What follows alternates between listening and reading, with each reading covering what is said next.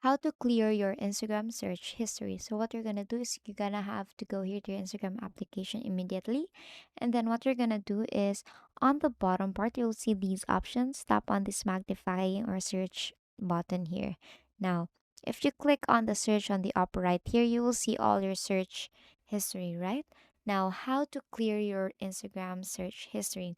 To do that is you'll see these recent searches, right? Now, beside that recent, you will see all. Now, if you click on that, you will see all your search history here, all the accounts that you have searched. So to be able to clear that, on the upper right, you'll see clear all. Click on clear all, and you won't be able to undo this. And now, if you have to clear your search history, you may still see the accounts you've searched as a suggested result. So tap on clear all. And basically, there's no search history, and that's how you clear your Instagram search history. And that is all for today. If this video helped you, please don't forget to like, share, and subscribe to YouTube channel to show your support. Thank you for watching.